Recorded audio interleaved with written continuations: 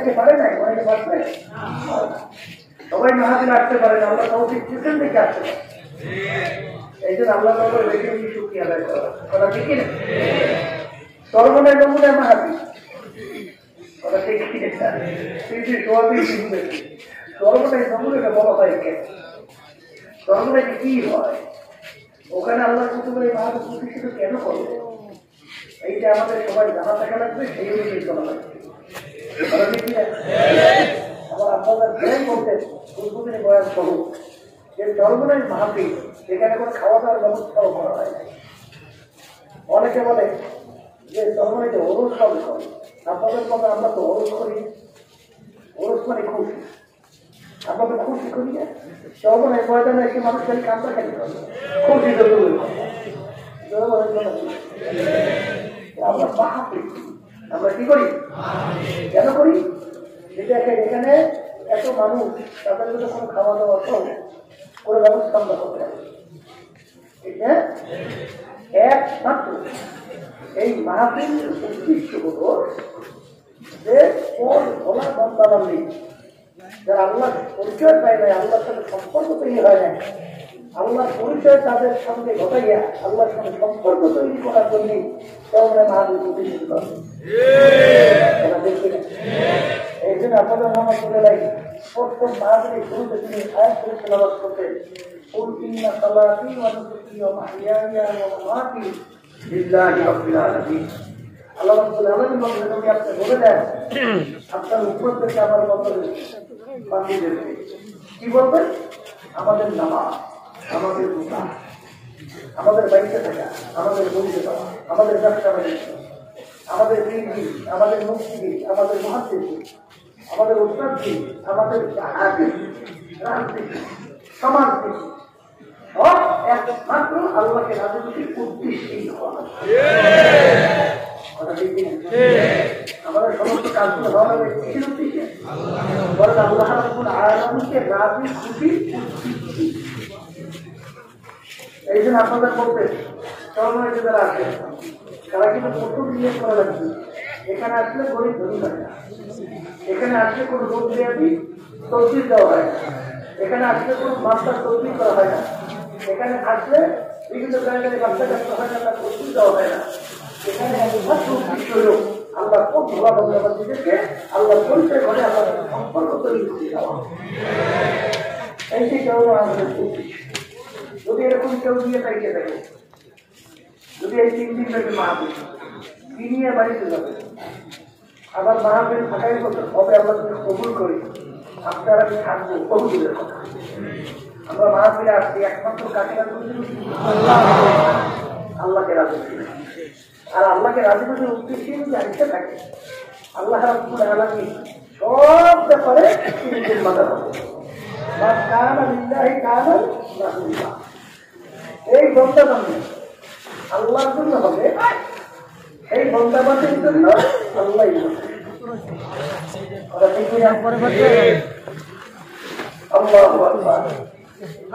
বন্দাবান্দির যেটাকে জিম্মাদার কে? ভালো বন্দের জন্য জিম্মাদার কে? কিন্তু বর্তমানে আমরা বলি মুখে নিজেদের অঞ্চল অনেক তখন এই বিভিন্ন জায়গায় জায়গায় দুনিয়ামুখী বিভিন্ন তাদের কাছে মাদ্রাসা করতে আমরা এই যত কাজ করতে সব কারণটা আল্লাহ। আমরা খাদ্য অনুযায়ী নিয়ম অনুযায়ী সুন্দর তরিকা চেষ্টা করবো, পরপর দরকারি কি হবে না হবে আল্লাহ ভালো থাকবে। সেখানে আপনারা চালাকি করবে, চালাকি করলে সেখানে অবর্ক থাকবে। আর ওর মাধ্যমে দুনিয়ার হতিয়াকে সমস্ত দুনিয়ার ভুল হলো দুনিয়ার ভাববার এই দুনিয়ার মহাপতের এই চলতেছিলাম যে আপনার যেখানে মাদ্রাসার কালেকশন ওই বিভিন্ন নাম বলা হয়, অমুক আপা, অমুক ভাই, অমুক তমুক, আল্লাহ মাফ করুন। যে এখানে আমি বলতেছিলাম তাই যেরকম নাম ধরে ধরে বলতেছে, এরা কি কোনো তাদের কোনো তাপসাদি কেন না এমনি বলতেছে এমনি একটু উদ্বুদ্ধ করার জন্য। আমাদের ময়দানে হাদিসের ভিতরে আসছে সর্বপ্রথম আল্লাহ রাব্বুল আলামিন শহীদদেরকে রাখবে। তাদেরকে রাখবে, শহীদদেরকে দায়িত্ব বলবে, শহীদ তুমি আমার জন্য সিনিয়র, কেমন নিয়ে রব্বুল আলামিন আপনার নিচে আদর্শ বাস্তবায়নের জন্য অন্যায় যুদ্ধে অবস্থান তৈরি করতে চাই। এই অন্যায়কারীদের যুদ্ধে যুদ্ধ করতে চাই, কাফেরদের বিরুদ্ধে যুদ্ধ করতে দেয়া আমি দুনিয়া থেকে বিজয় নিয়ে আসছি, সাহস গ্রহণ করিয়া এই বুঝে নিয়ে আসছি। আল্লাহ রাব্বুল আলামিন বলবেন, অসহী তোমার অন্তরের খবর তো আমি জানি, তোমার দিনের খবর তো আমি জানি। তুমি যুদ্ধ করছো নাম কামাই করার জন্য। যদি তুমি জিতে হইতা, তুমি যদি গাজী হইতা, তখন হয়তো তুমি গরিবদের মাল অংশ থেকে পাইতা, অথবা তুমি শহীদ হইতো, মানুষ তোমাদের শহীদ পাবে থাকবে, সম্মান তুমি অর্জন করবা। তুমি দুনিয়ার উদ্দেশ্যে, সম্মানের উদ্দেশ্যে, মানের উদ্দেশ্যে তুমি জেহাদ করছো। তুমি আমার জন্য, আমার দিন বাস্তবায়নের জন্য, আমাদের যাদের বাস্তবায়নের জন্য জেহাদ করো নাই, কারণ তোমার অর্থের খবর আমি জানি। যাও সেটা তুমি পাইয়ে গেছো। পরে তারা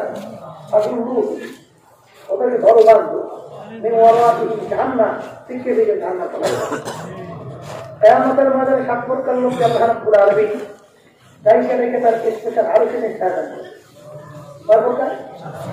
যেদিন অন্য কোনো ছায়া থাকবে না, সেদিন ওই প্রকার মানুষই যারা দান করবে, ডান হাত জানবে না, ডান হাত দান করবে, বাম হাত জানবে না, ডান হাত দান করবে, বাম হাত জানবে না। এর অর্থ কি?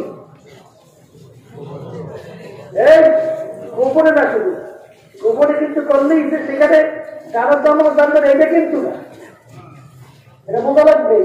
এটা কিন্তু দিলের ব্যাপার। অনেকে কিন্তু নিজে নিজে নষ্ট খুশি করার জন্য গোপনে দান করছে, ওখানে নষ্টের ইও থাকতে পারে, দখল থাকতে পারে,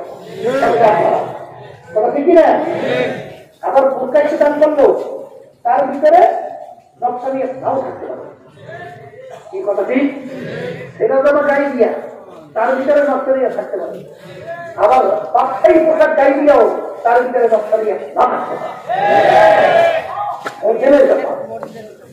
কথা ঠিকই না? ডান হাত দান করতে বাম হাত দানের অর্থ কি? অর্থ হল দানটা একমাত্র আল্লাহ রাব্বুল আলামিনকে রাজি খুশির উদ্দেশ্যেই দান করবে। আমি দান করছি লক্ষ টাকা, অমুক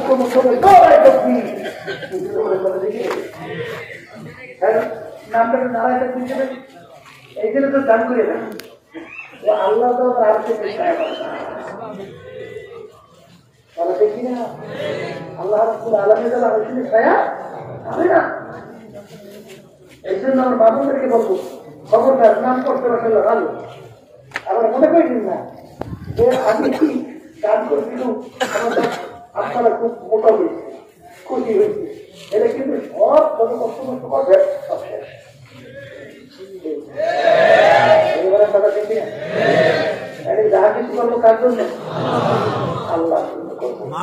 এই যে যদি করতে পারি আল্লাহ আপনাদের ঘটনা শুনেছেন না, সপ্তমী যাদের ক্ষেত্রে বহুদের গ্রহণ করার জন্য। কথা ঠিক কিনা? এরা বর্তমানে চিন্তা কাহিনী অনেক সময় দলিত কঠিন, তখন ভাবে না, এই ভাবে না দরকার থাকি বহুদের গ্রহণ করা। বুঝতে আল্লাহর মাতারা ওই দুই দোস্ত একত্রে মনিদের জন্য পিছিয়ে উঠেছে। বাবা তারা কিন্তু করবে, আল্লাহকে রাতে বেশি উদ্দেশ্য করবে। দুজন একাত্তর মনে দিয়েছে, বয়স হয়ে গেছে 40 বছর। কত বছর? এক দোস্তের বাড়ি নদীর পারে, আর এক দোস্তের বাড়ি নদীর উপর। এবারে যে দোস্তের বাড়ি কাশ্মের মাধ্যমে সে দেখতে পায়, ওপারে দোস্ত তারা 3 দিন মধ্যে খানা খায় না। এখন শেষে ওপারে খানা পৌঁছে দেবে, ন্যাংরা হাঁটতে পারে না। এখন কাউকে পাঠাইতে পারেও না। স্ত্রীকে বলে, স্ত্রী তুমি বর্ষা সহকারী একটু আমার নদীর উপরে আমার বন্ধুর কাছে খানা পৌঁছে দিয়ে আসে। স্বামী নদী পাড়াও বুঝলেন, নদী পাড়াতে আমার কথা বলল যে বাবু ওই কন্যা ছেলে নদী পার করো, সে 40 বছর মধ্যে স্ত্রীর সাথে মেলামেলা করে। আল্লাহ নদী পাড়ে থেকে পৌঁছে পানি সব করিয়ে গেছে, নদীর মধ্যে হাঁটতে চলে গেছে। তারা পৌঁছেই গেল বলে আল্লাহ বান্দা নদী পারও কি গেল তাহলে আমার কথা দিয়ে আপনার সাথে বললে তখন ওই বন্ধের ছেলে নদী পারে করবে 40 বছর পর্যন্ত খানা খায় নাই আল্লাহ নদী চিনতে করছে আবার চিনতে করতে পারবি কিন্তু তার একই যে আমার স্বামী আল্লাহ করি একই বিশ্বাস দেখি আরেক চিন্তা করতে এই ঘটনা কি হয় আমি দেখি চিন্তা জানি না এখন তো আমার সামনে খারাপ করাই যায় খারাপ করে যাই বলে আল্লাহ ওই বন্ধ নদী পান করো নদী করে খানা খায় আল্লাহ সুন্দর নদী করে সব আমি বলতে স্বামী ব্যস্ত দেখে বলতাম হতো না তাহলে 40 বছর আগে যারা মনে পেয়েছিলাম এগুলো সমস্যা যাহা কিছু করবা কারণ দেশে আল্লাহকে রাজি আমি যে তোমার সাথে মেলামেশা আমার নিজের জব ফেল করতে না খাই না আল্লাহ হুকুম পালন করে আল্লাহ বলতে আল্লাহ হুকুম পালন করছি আর আমার দক্ষিণে খানা খাইছে নিজের পেটে হুটার কারণে খাই নাই আল্লাহ বলছেন গুরু আসলে আল্লাহ বলে খাও পান করো আল্লাহর হুকুম পালন করো কথা দেখি এক সাইডে কিন্তু ধারণা আছে যদি হুজুররা কোনো আদেশ ব্যবসা বাণিজ্য করে তখন করে একটা পুঁজি ব্যবসা বাণিজ্য করে আসে না এই গুন্ডারা দূর করা লাগবে এটা হলে সব খ্রিস্টানদের একটা পাতানো সাজানো আলে মোলামাদেরকে ঘৃণিত করার জন্য সমাজে ছোট বানাবার জন্য কৌশল দেখি না ওসমান গনি আল্লাহ নাম শুনছেন ওসমান গনি অর্থ কি অর্থ কি কত বড় ব্যবসায়ী ছিল কত বড় ধনী ছিল এই মদিনা শরীফ থেকে ঘোড়া পর্যন্ত 6 থেকে 7 কিলোমিটার তার নামে মহল আসছে বিভিন্ন জায়গা এত বড় জায়গা মানের মহল আর এত চাহিদা ছিল মানে 1 টাকার মাল 4 থেকে পর্যন্ত লাগবে 1 টাকার মাল এখন সে বলতেছে যে আমার মালের মধ্যে 1 টাকা থেকে 60 টাকা হয়ে গেছে অনেক দাম এর চেয়েও বড় একটা সুসংবাদ আমার কাছে আসছে 1 টাকা 10 টাকা 1 টাকা এই কথা বুঝলে এই কিলোমিটার 6 কিলোমিটার বিরাট ফলের সব আল্লাহ রাস্তা দেখো ওসমান গনি ওসমান এখন মদিনা শরীফ যারা গেছে তার মাথাটা গুলো দেখছে কত বড় বড় বাগান আমি নিজে এই বাগান দেখে দিতে ওসমান গনি বাগান এখন কথা বলতে কত বড় ধনী কত বড় সম্পদের মালিক উপদেই পাইছে ওসমান গনি ধনী ওসমান কথা ঠিক কিনা এক শ্রেণীকে বর্তমানে বাড়িয়ে ওসমান গনি আগুন তার সম্পর্কে আলোচনা করে আপনারা ভাই বিশেষ করে 2 সাহাবা বিশেষ করে কয়টা ভালো করে বলবেন কয়টা একজন আমির মুআবিয়া রাদিয়াল্লাহু তাআলা আর একজন ওসমান গনি রাদিয়াল্লাহু তাআলা এই দুটো সাহাবার ইতিহাস জানেন আমির মুআবিয়া রাদিয়াল্লাহু তাআলা কাফেরের অতীতারা ছিলেন তাদের ভিতরে একজন আল্লাহ রাসূল সাল্লাল্লাহু আলাইহি ওয়াসাল্লাম ওহি আসতো আর ওহিতে লেখতেন এই লেখার ভিতরে একজন উল্লেখযোগ্য তিনি হলেন মুআবিয়া রাদিয়াল্লাহু তাআলা আনহু কথা ঠিক কিনা আর ওসমান গনি রাদিয়াল্লাহু তাআলা কে কুরআনুল কারীম বিক্ষিপ্ত অবস্থায় ছিল এইটা সে জমা করছে সে কি করছে জমা করছে তাহলে কুরআনুল কারীমের 2 গোড়ায় 2 একজন ওহি আসছে ওহি আসছে আর একজন কোরআনের বিক্ষিপ্ত জমা করছে এই 2 জন ব্যক্তিকে যদি খারাপ ধারণা মানুষের ভিতরে ঢুকেই দেওয়া যায় তাহলে এক পর্যায়ে কিন্তু আসবে যে লোকটিটা খারাপ ছিল দুষ্ট লোকের কাজটা কি দুষ্টামি করা খারাপ লোকের কাজ কি দুষ্টামি করে না কারণ এদের মাধ্যমে কোরআন করে জমা হয়েছে ওহি লেখা হয়েছে তাহলে লোকগুলো দুষ্ট ছিল তাহলে এখানে ওহিতে আসছে নিজের মত উঠে দিতে ঢুকে কত দূর থেকে এটা বোঝা লাগবে আমার বাজার থেকে বলতে না বইলে ভালো আল্লাহর বান্দারা যারা আওয়ামী লীগ করে, আওয়ামী লীগের নেতারা যদি অন্যায় করে, আওয়ামী লীগের লোকেরা কাজ মাইক নিয়ে ঘোষণা করবে যে আপনারা কে কোথায় আছেন শোনে, আমার নেতা কি কি অন্যায় করতে শোনে, এটা ঘোষণা করবে না? ঘোষণা করবে এটা কি আওয়ামী লীগের লোক? ওরা আওয়ামী লীগের কথা করা। যারা বিএনপি করে, বিএনপি নেতারা যদি অন্যায় করে, বিএনপির লোকেরা কেউ মাইক নিয়ে ঘোষণা করবে না? ওই অন্যায়কে চাইতে গোপন করিয়া রেখে রাখছে। হ্যাঁ, সাহাবাইকেরা আমাদের মুরব্বী না? আসতে কথা সাহাবাইকেরা আমাদের মুরব্বী না? ধরে না নাও তুমি আল্লাহ মাফ করুন, সাহাবাইকেরা ভুল করতেই পারে। কথা বল, তারা তো নবী না, ভুল করতেই। আচ্ছা, ভুল করতেই পারে, কিন্তু আল্লাহ রাব্বুল আলামিন তাদেরকে মাফ করেছে। তাদেরকে কি করছে? মাফ করে আল্লাহ ঘোষণা করছেন, রাদিয়াল্লাহু তাআলা আনহুম ওয়া রাদু আনহু। আল্লাহ বলতেছেন আমি তাদের উপরে রাজি খুশি হয়ে গেছি, তারাও আমার উপরে রাজি খুশি হয়ে গেছে। আল্লাহ তাদেরকে মাফ করছে। তাহলে তোমরা যারা সমালোচনা করো ইসলামের নাম দিয়ে, তোমরা মাফ করতে পারবে, ব্যাপারটা কি? ব্যাপারটা এখানে নাম খুব কালো হয়, এখানে ঘটনা আছে। এখানে এই ধরনের সাহাবাকের নাম যদি কোনো ভুল ছিলেও থাকে, মুসলমানের দায়িত্ব কর্তব্য কি? গোপন করা। বলে এরপরে যাবে সাহাবায়ে কেরামদের ইতিহাস। বর্তমানে আমাদের সমাজের প্রচলিত আছে।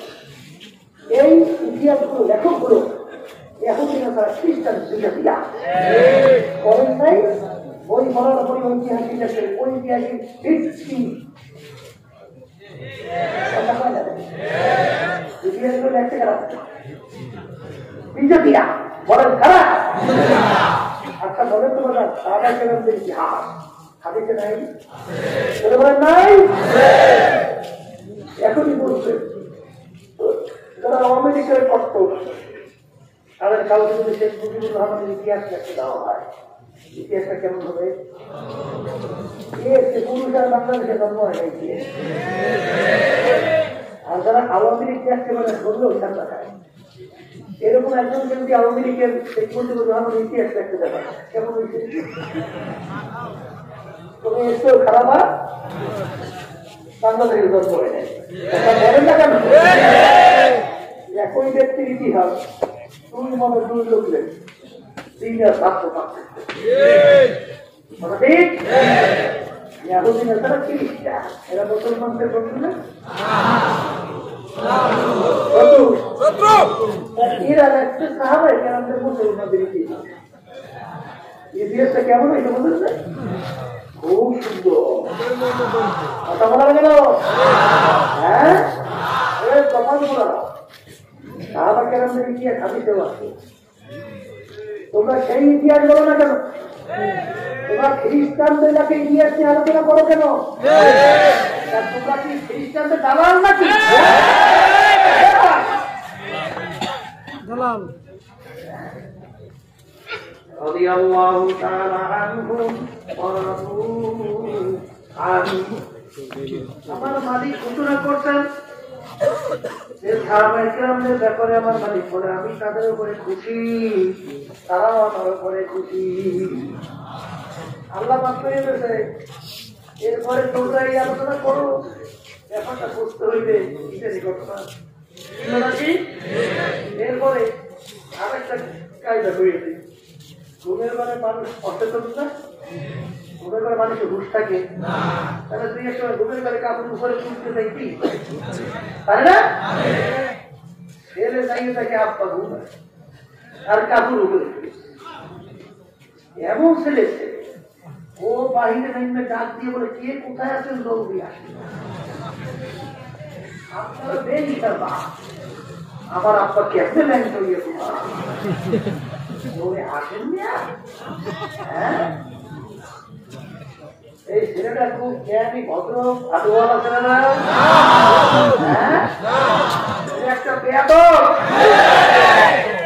আর বেয়াদব মাহরুমের কাজ চলছে এটা কি বেয়াদব হবে আল্লাহ রহমত থেকে বঞ্চিত হবে ঠিক না আবু আলাসের কাছে যখন দেখছে তারপর কিছু করেছিল এখন কেউ না থেকে তারপর দেখে রাখে এইটা হলো আবু আলাস আলহামদুলিল্লাহ মাফ করুন ধরে না সাহাবাইকে আমরা ভুল করি আমাদের মুসলমানদের দায়িত্ব রাখা এটা প্রকাশ করা দায়িত্ব মুসলমানদের না এটা কাজের শত্রুদের তোমরা এই কাজটা করো আবার নাম হবে ইসলাম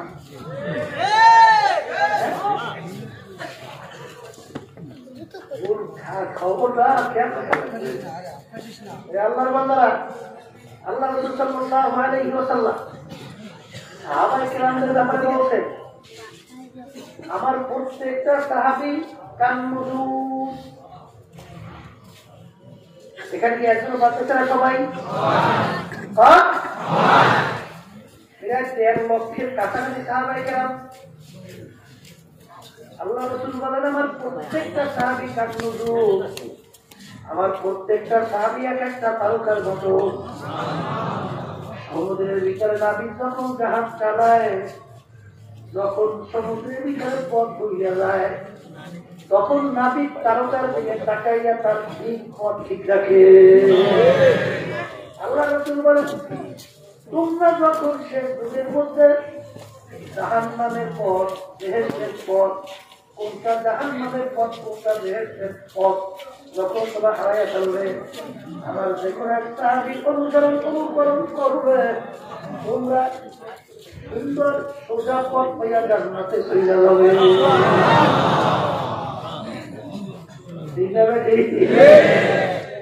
আল্লাহর বান্দারা ভালো করে বোঝা রাখবে আল্লাহ রাসূল সাল্লাল্লাহু আলাইহি ওয়াসাল্লাম বলেন ইয়া আমার সাহাবারা আমার আগের নবীর উম্মতের ভিতরে ৭২ দল ছিল আমার উম্মতের ভিতরে ৭৩ দল হবে কয় দল আল্লাহ রাসূল বলেন আমার উম্মতের ৭৩ দল হবে দল কি ৭৩ হবে না কম বেশি হয়েছে হ্যাঁ হবেই তো এখন সন্দেহ না এখন এই ৭৩ দল ইহুদি না তারা খ্রিস্টান ইহুদি বৌদ্ধ বিভিন্ন উপজাতি মিললেই তো ৭৩ দল হ্যাঁ অন্য কোনো বিজাতি মিললে ৭৩ দল না এই আল্লাহর বান্দারা ভালো করে বোঝা রাখবে যারা আল্লাহর নবীকে নবী মানছে যারা আল্লাহর উপরে ঈমান আনছে এদের ভিতরে ৭৩ দল হবে এই ৭৩ দলের ভিতরে আল্লাহ রাসূল বলেন ৭২ দল গুমরা হইয়া ধ্বংস হইয়া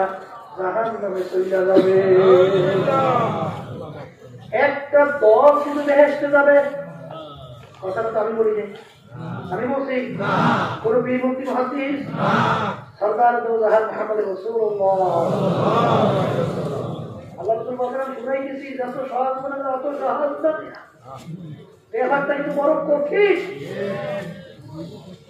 আল্লাহ নবীর উম্মতের ভিতরে ৭৩ দল এর ভিতরে ৭২ দল জাহান্নামী একটা দল দেখেছি কত সহজ করে অত সহজ আল্লাহ নবীর উম্মতের মধ্যে সাহাবায়ে কেরাম প্রশ্ন করেন ইয়া রাসূলুল্লাহ ইয়া হাবিবাল্লাহ ৭৩ দল যদি আপনার উম্মতের মধ্যে হয় এর ভিতরে ৭২ দল যদি জাহান্নামী এক দল যদি বেহেশতি কোন দল বেহেশতি হবে তাদের পরিচয় কি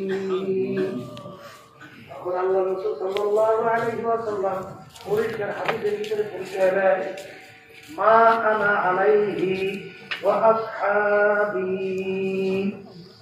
বুঝাইছে দেহতে দলের ভিতরে ৭২ দল জাহান্নামী এক দল বেশি কোন দল বেশি আল্লাহ রাসূল সাল্লাল্লাহু আলাইহি ওয়াসাল্লাম বলতেন আমি এবং আমার সাহাবারা সেই পথ সেই মত সেই নীতি সেই আদর্শ সেই সুরাত সেই সিরাত সেই আকীদার মধ্যে আছি যারা কিয়ামত পর্যন্ত এই নিয়মে থাকবে তারাই নাজাত পেয়ে জান্নাতে যাবে পরিষ্কার পাইলেন পথ পাইলেন কথা বলেন আল্লাহ রাসূল সাল্লাল্লাহু আলাইহি ওয়াসাল্লাম আমি এবং আমার যারা সাহাবায়ে কেরামের সমালোচনা করে এখন ভালো বুঝবেন কিন্তু বুঝবেন বোঝেন নাই ভালো করে বুঝবেন সাহাবায়ে কেরামের অন্যায়ের ব্যাপারে বাতিলের ব্যাপারে এই আপোষের কোনো ঘটনা আছে কথা বল আল্লাহ রাব্বুল আলামিন কোরআনুল কারীমের ভিতরে আপনাকে আমাদের সতর্ক করে কিয়ামত পর্যন্ত বলছেন আমিনু কামা আমানান নাস তোমরা ঈমান আনো কিভাবে সাহাবায়ে কেরাম যেভাবে ঈমান আনছিল তোমরা আমাকে বিশ্বাস করো কিভাবে বিশ্বাস করবা সাহাবায়ে কেরাম যেভাবে বিশ্বাস করছিল এইভাবে ঈমান আনো সাহাবায়ে কেরাম ঈমানের অবস্থানটা কেমন কেমন মজবুত ছিল আল্লাহর বান্দারা বাদশা সাহাবায়ে কেরামদের এক জামাতকে দেওয়া করলো বাদশার মেহমান হওয়া সেই কথা নিয়ে চাইতে গেলি প্রধানমন্ত্রী খবর দেবে কয়জন যাইবেন আল্লাহ ভালো করে কয়জন যাবেন আল্লাহ কথা বল না হ্যাঁ বাদশা দাওয়াত করছে সাহাবায়ে কেরামদের জামাত আর সেই জন্য বাদশাদের তো পড়তে যে কি বাবা আর কি সম্মান সেই দেশে মিলে সবচেয়ে ঘৃণিত কাজ ছিল খাওয়ার পরে প্লেট পরিষ্কার করে খাওয়া বুঝলে পরিষ্কার করে খাওয়া এখন মুসলমানদের নিয়ম কি খাওয়ার পরে প্লেট পরিষ্কার খাওয়া সুন্দর দেখিয়ে এখন বাচ্চা বলতেছে সাহাবায়ে কেরামদের জামাতকে বলে হুজুর আমার দেশের ভিতরে সবচেয়ে ঘৃণিত কাজ হলো খাওয়ার পরে প্লেট পরিষ্কার করে চাইতে খাওয়া এই সবচেয়ে ঘৃণিত আর আপনারা তো এই কাজটা করেন আমি জানি হুজুর আজকে আমার সম্মানের জন্য আজকে এই কাজটা আপনারা করলেন না কারণ তাহলে আমি সমাজে কিভাবে মুখ দেখাবো মানুষ বলবে যে বাদশা কোথা থেকে একেবারে নিচু সেই একদল মানুষ বাদশা দাওয়াত করে তাদের মেহমান বানাইল আমি সমাজে মুখ দেখাতে পারবো না আমার সম্মানের জন্য আজকে এই কাজটা করলেন না তখন সাহাবায়ে কেরামদের জামাত কি উত্তর দিল আমিনু কামা আমানান নাস ঈমান আনো সাহাবায়ে কেরাম যেভাবে ঈমান আনছিল সাহাবায়ে কেরামদের জামাত সাফ জানাইয়া দিল হে বাদশা জানিয়ে রাখো আজকে তোমার মেহমান হবো বাদশার মেহমান এই সম্মান কামাই করতে যাইয়া আল্লাহ রসুলের একটা সুন্নাত ছেড়ে দেব ও বাদশা ছেড়ে রাখো আমাদের জীবন গেল হবে না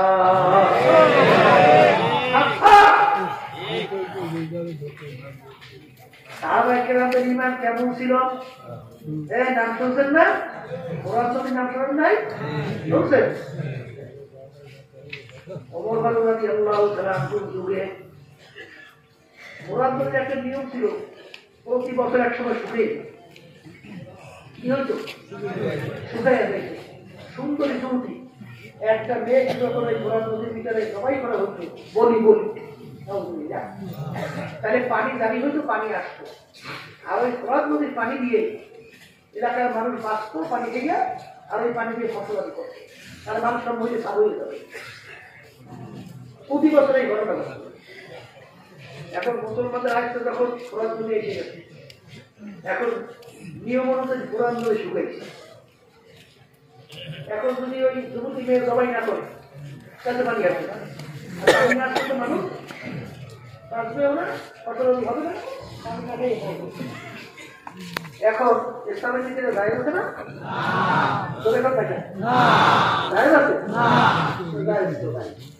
এখন কেমন করবে গভর্নরের কাছে গভর্নর সরাসরি নিয়ম দেয় আর ওই পানিকেই আমরা বাঁচি আর ফসলাদি পানি দিয়ে হয় এখন দুধ একটা দিয়ে সবাই করবে আর কি করবো সে বলে ইন্ডিয়া বলো কি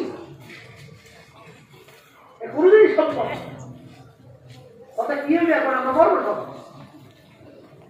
আমার হুজুরকে নাউজুবিল্লাহ আল্লাহ মাফ করুন আমার হুজুরের কি হয়েছে আল্লাহ বলুন কত কায়দায় একসঙ্গে যাইয়ে হাঁটতে ঘুরতে আইবেন মহিলার লাগে হ্যান্ডশেক করে দিয়েছেন মিটিং করে চা খাইছে কত বা আপনি মনে করছেন না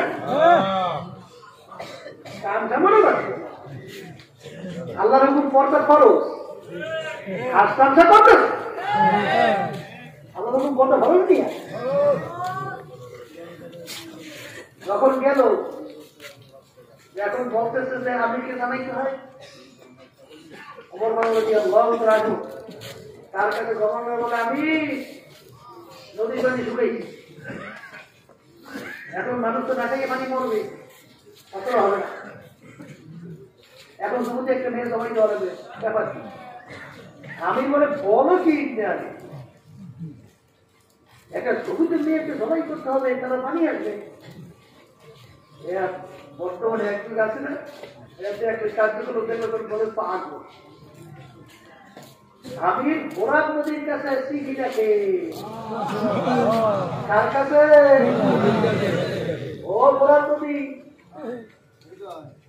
তুমি আল্লাহর হুকুমে জারি হও হ্যাঁ ও নীল নদী হবে নীল নদীর মধ্যে নীল নদীর ভিতরে নীল নদী যদি আল্লাহর হুকুমে জারি হও জারি হয়ে যাও আর যদি আল্লাহর হুকুমে তুমি জারি না হও তোমার পানি আমাদের লাগবে না ডাইরেক্ট যাও সিটি নিয়ে ফালাই দাও এই নীল নদীর দিকে যাও ফালাই এই যে দেখলে বর্তমানে একজন কাছে একদম যদি পাগল নদীর কাছে সিটি যাবে এই নদীর কাছে সিটি যাবে যাইয়া যখন সিটি নীল নদীর ভিতরে ফালাইতে দেরি ঝুম করিয়া সে তামাম নদী পানিতে পরিপূর্ণ এই যে নীল নদীতে পানি জারি হয়েছে আজ পর্যন্ত আর শুকায় না মান কানা লিল্লাহি কানা এই আপনাকে সারেন্ডার করো কারোকে সারেন্ডার করো আল্লাহকে সারেন্ডার করো দেখো আল্লাহ তোমার জন্য যথেষ্ট হয়ে যাবে দেখি না সাহাবাইকেরা তো ইমান কেমন ছিল এই দাওয়াত দেওয়ার জন্য একেলা খেয়ে গেল এত খারাপ এলাকা দাওয়াত তো সুন্দরই নেই শেষ করে তারা তো এলাকায় রাত্রে দাপন করবে তাও দেখা যায় না সাহাবাইকেরা জামাতের আমি সিদ্ধান্ত নিলাম আমরা আজকে রাত্রে জঙ্গলে কাটাবো কোনো জায়গা নেই সেটাই থাকি জঙ্গল দিয়ে জঙ্গলে ঢুকছে এখন ওই কাপের চলে যাবে নাস্তিকে চলে যাবে ইমানের চলে যাবে হাসাহাসি করে তুমি আগে মুসলমান জাত বলে পাবো আসলে একটু পাবো এই জঙ্গলের ভিতরে ঢুকবে পা সেই হোক ভালোদের অভাব ওই একজনকে তো ঘুরে তারা শুনে ভালো সব খাইয়ে থাক মুসলমানদের সাহাবাইকে নামে জমা জঙ্গলের ভিতরে ঢুকিয়া হামিদ দাঁড়াইয়া গঙ্গা বৃক্ষ পশুপাখি সহ তাদেরকে লক্ষ্য করিয়া বক্তব্য দিতে এই জন্য কি ওই কাপের দলের হাসে যে শুনছি মুসলমান পাবো পশু গাছ করে লক্ষ্য করে আবার বক্তব্য দেয় ডাকিয়ে বলে হে গঙ্গা পশু পাখিরা আমরা নবী একদম সাহাবারা আসছি আজকে রাত্রে এখানে থাকবো আমরা আজকে রাত্রে এখানে থাকবো এখান থেকে তোমরা সরিয়ে যাও বলার সঙ্গে সঙ্গে বাঘটাকে বুকের ভিতরে কাপড় দিয়া বাঘ দৌড় শুরু করলো সিংহ দৌড়ায় আল্লাহু আকবার গর্তের ভিতরে বিষাক্ত সাপ উঠে দৌড়ায় এবং ঠিক পৃথিবীকা পর্যন্ত দলে দলে উঠা তারা একেবারে পরিষ্কার আমিনু কামা আমানান নাস ইমাম আমো সাহাবায়ে কেরাম যেভাবে ঈমান আনছিল ঠিক কিনা আমার বাজানদেরকে বলবো পর্দারে মা বোনদেরকে বলবো আল্লাহ রাসূল সাল্লাল্লাহু আলাইহি ওয়াসাল্লাম বলেন আমার আগের নবীর উম্মতের ভিতরে দল ছিল ৭২ আমার উম্মতের ভিতরে দল হবে ৭৩ এর ভিতরে ৭২ দল জাহান্নামী একটা দল বেহেশতি সাহাবায়ে কেরাম প্রশ্ন করেন ইয়া রাসূলুল্লাহ ইয়া হাবিবাল্লাহ কোন দল বেহেশতি পরিচয় কি তখন আল্লাহ রাসূল পরিচয় দেয় মা আনা আলাইহি আসহাবি আমি আমার সাহাবারা যেই নিয়ম নীতি আদর্শের মধ্যে আছে সেই নিয়ম নীতির উপরে যারা থাকবে তারাই জান্নাতি হে আল্লাহর বান্দারা পর্দার আলেম মা বোনেরা আল্লাহ রাব্বুল আলামিন কোরআনুল কারীমের ভিতরে বলেন ওয়াজতানিবুত তাগুত, তোমরা তাগুতকে অস্বীকার করো, তাগুত থেকে পরহেজ করো, তাগুত থেকে বাঁচো। তাগুত কাকে বলে? মানব রচিত তন্ত্র মন্ত্র, তাকেই বলা হয় বড় তাগুতের ভিতরে একটা। ঠিক না?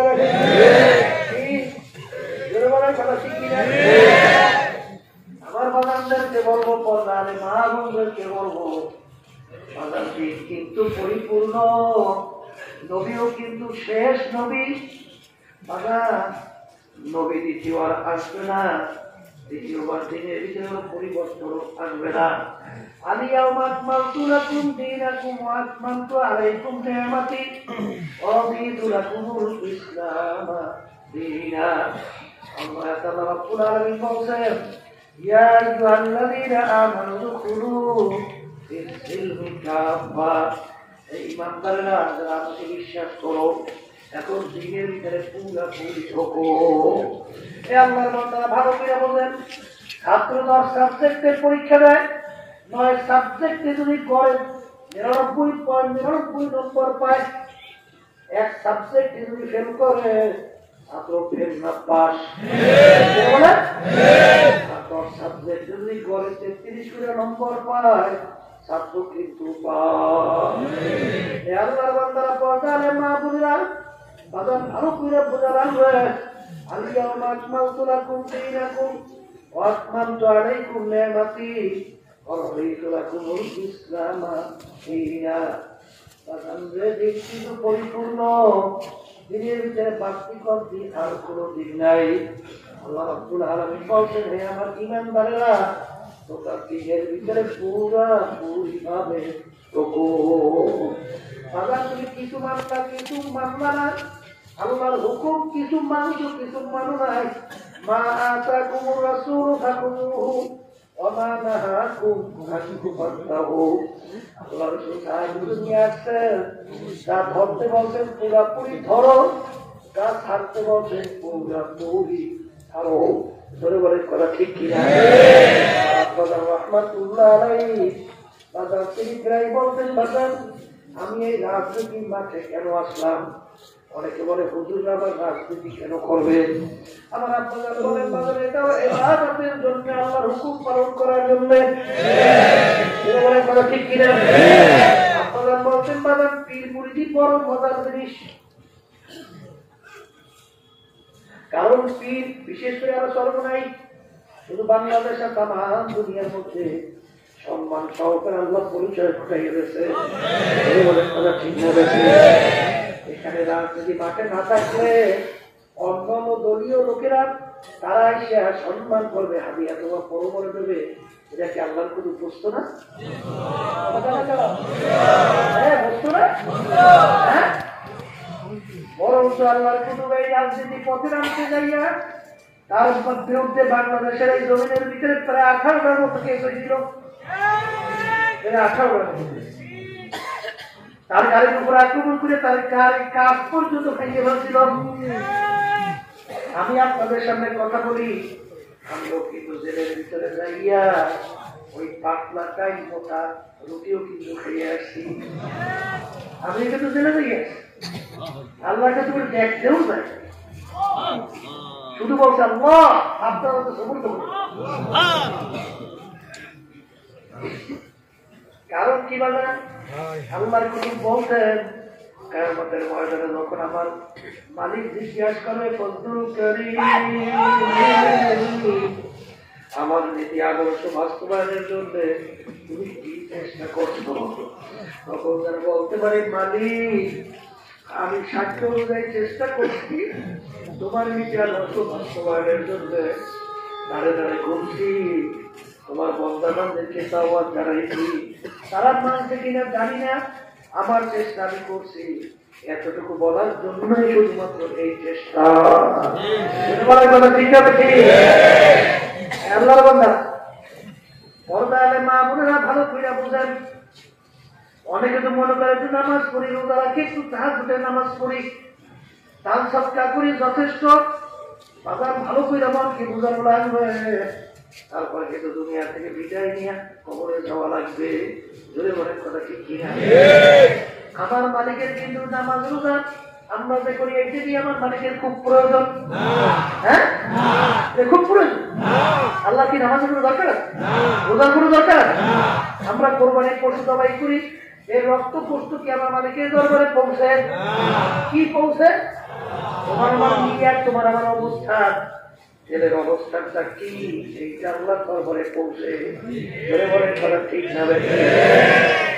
শুনে রাখো, পর্দারে মা বোনেরা শুনে রাখো, আল্লাহ রাব্বুল আলামিন কোরআনুল কারীমের ভিতরে আগে জানায় রাখছে, ইয়াউমা নাযুরু কুল্লা উনাসিন বিইমামিহিম, কিয়ামতের ময়দানে আমার মালিক প্রত্যেকটা মানুষকে, এখানে একজন বাদ আছে না? প্রত্যেকটা মানুষ, হ্যাঁ, প্রত্যেকটা মানুষকে আল্লাহ রাব্বুল আলামিন তার দলের নেতা নেত্রীর সঙ্গে ডাকবে।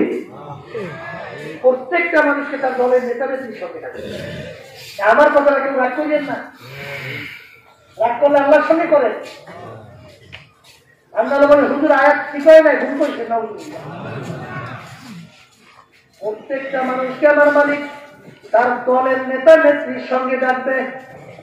তাইকে আমার মালিক বলবেন, তোর দলের নেতা নেত্রী যেদিকে যায় ওদের পিছনে পিছনে সেই দিকে যা, ওদের পিছনে পিছনে সেই দিকে যা। কে? আমি বলছি না, আল্লাহ বলছেন।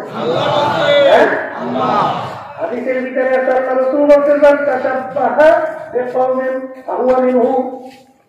দুনিয়ার ভিতরে তুমি যেই দলভুক্ত হইয়া চলবা, নেতা নেত্রীকে মানবা, তার সঙ্গে চলবা, কিয়ামতের ময়দানে তুমি ওই দলভুক্ত হইয়া পড়বা এবং ওই দলের নেতা নেত্রীর সঙ্গে তোমার হাসু হইয়া যাবে। আমার বাগানদেরকে বলবো, পর্দারের মানুষদেরকে বলবো, এ দুনিয়ার পাগল আমার বাবারা মনে করছেন আমরা হুজুরের কিছু বুঝি না। বাগান বুঝা শুনে কিন্তু টুপি মাথায় রাখছি, বাগান বুঝা শুনে কিন্তু দাঁড়িয়ে রাখছি, বুঝা শুনে লম্বা জমা গাইতেছি, বুঝা শুনে ফজরের সময় যখন মুয়াজ্জিন আল্লাহর পক্ষ থেকে দাওয়াত দেয়, সালাতু খায়রুম মিনান নাওম, ঘুম হইতে নামাজ ভালো। বাজার ঠান্ডার ভিতরে কম্বল ফালাইয়া, বাজার ঠান্ডা বাড়িতে অনেক সময় বন্ধ করি না, পাগলের মতো উইখান মাসিতে যাইয়া আল্লাহর সামনে নিয়ে আসবাই না, তাকবীর তাহমিদ ভাই না দাঁড়াইয়া ভাই। গরমের ভিতরে রোজা রাখতে কত কষ্ট, ওই সময় খেত খাবারের কাজ যদি কেউ করে রোজদারিরা আল্লাহ মাগরিবের আগে আগে এমন ভাবে পানি পিপাসা লাগে, ওনার একজন এক ফুট পানিও বোনায় পিপাসা মেটবে না। এ আল্লাহর বান্দারা যুবক বয়সের আল্লাহর হুকুম মানা নবী তৈরি করুন এই চলা। বাগান তোমার সঙ্গীরা কত বিভিন্ন চিত্ত বিনোদন, কত ভাবছেন খোরাকের মধ্যে, কত মেয়েদের সঙ্গে আড্ডা মারতে মজা, মেয়েরা কত ছেলেদের সঙ্গে আড্ডায় মজা, গান বাজনা বেড়া কোনো অশ্লীলতা জোর বাদ্যের ভিতরে লিপ্ত। কিন্তু বাগান এইটা দেখাও, যাই নাও, শুনি নাও, বুঝি নাও, যে হাত করে উঠে ফিরিয়া যদি থাকতে পারো, বাগান কেন ভালো করে চিন্তা ভাবনা করিয়া দেখলাম, দুনিয়া হলো ক্ষণস্থায়ী, আখিরাত হলো স্থায়ী। দুনিয়া কেমন ক্ষণস্থায়ী? বাংলাদেশের গান গায়ক ফিরোজ শাহের নাম শুনছেন?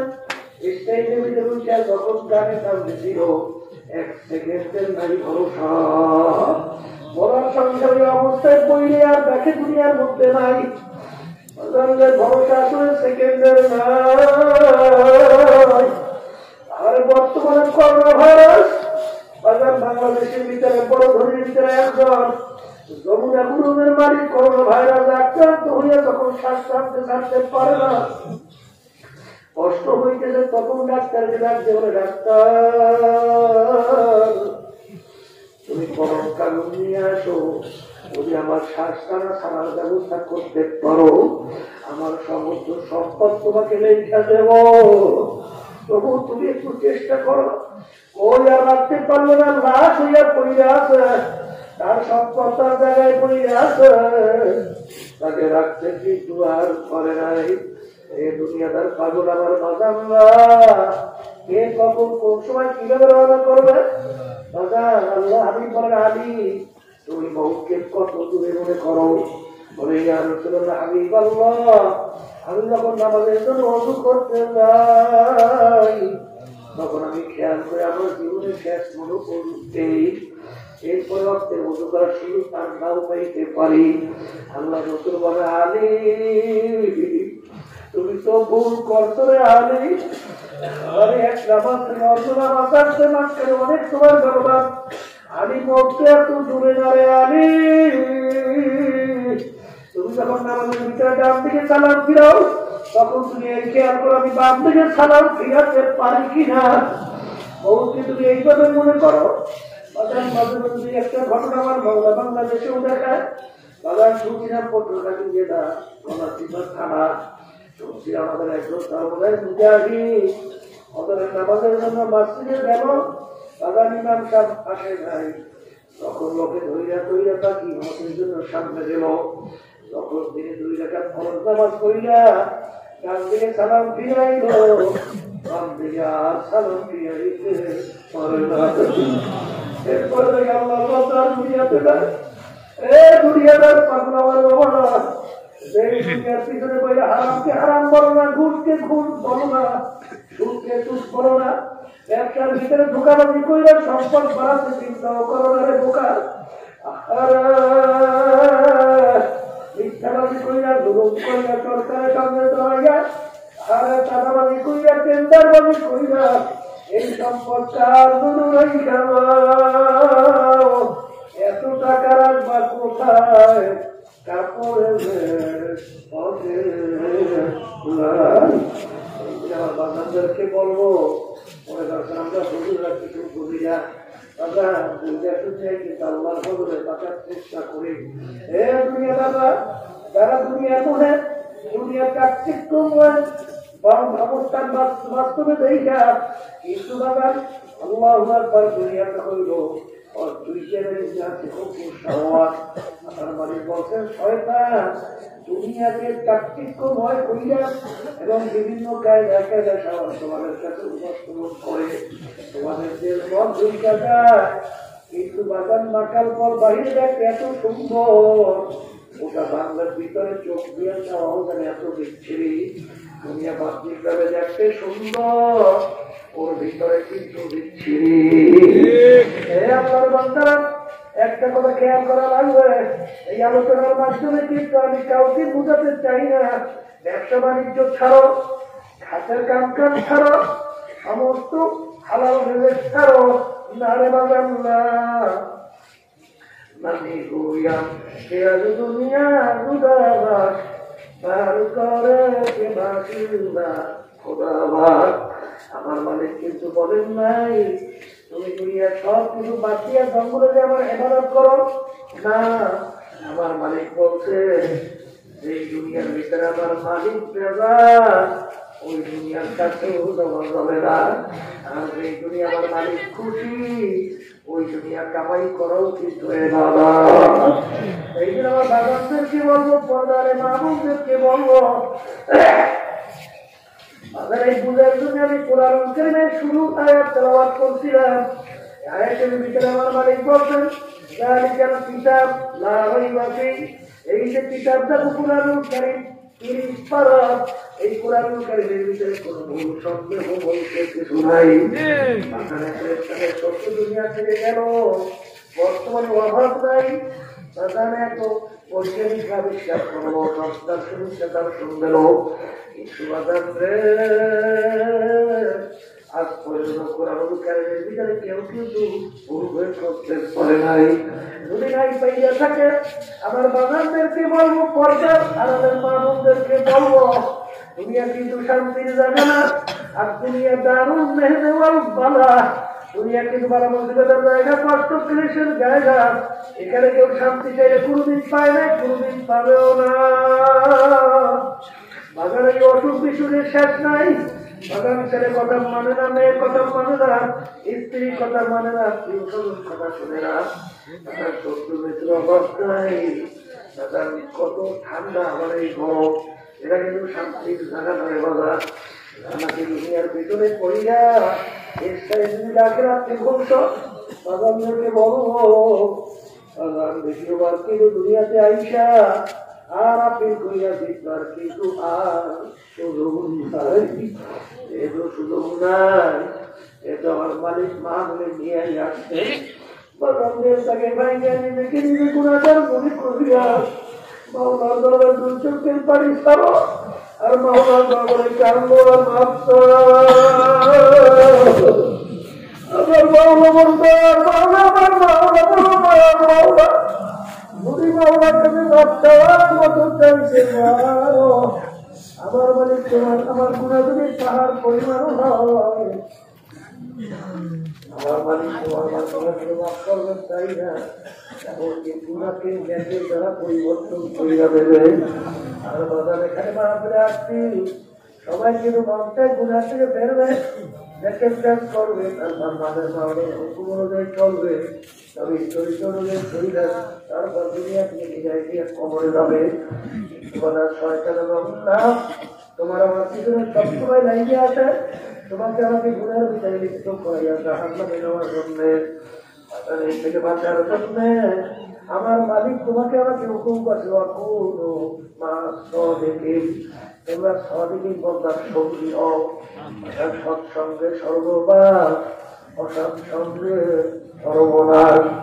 এই জন্য আমার বাদামদেরকে বলবো সরকারের মাহবুবদেরকে বলবো আমি আপনাদের জন্য দোয়া করি, আমি দোয়া চাই আমাদের সবাইকে তার খাস বান্দা সরকারের মাহবুবদেরকে খাস বান্দি বানাইয়া তারপর যেন দুনিয়াকে বিদায় নিয়া খবর দান করে।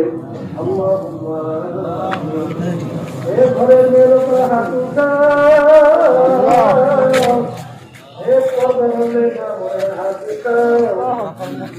কথা মনে করো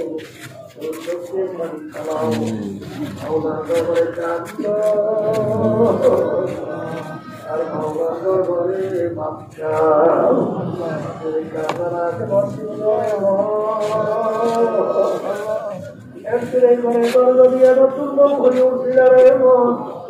কত মেয়ে লোকে শরবত খাওয়াইল, কত মেয়ে লোকে মাথা খাওয়াবো আবার এমন একটা দিন আসবে দরজা দিয়ে ধরার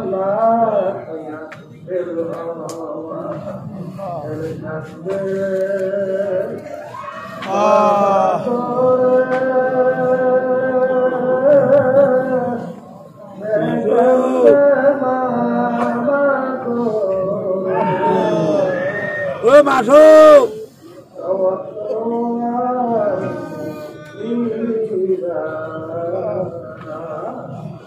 আল্লাহ মাঠে গিয়ে চাইয়ে দেখে আপনার বন্ধুরা কিভাবে কাম করে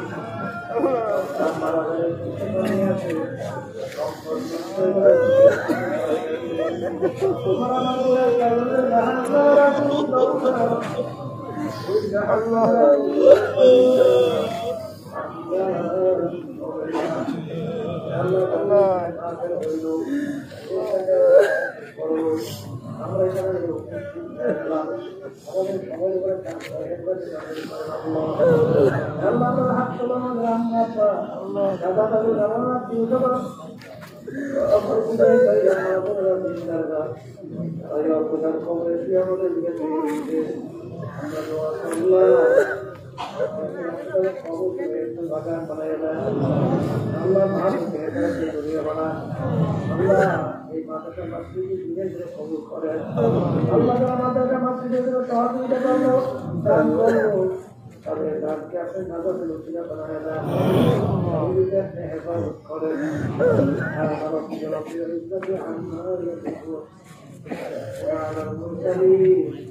الحمد لله رب العالمين.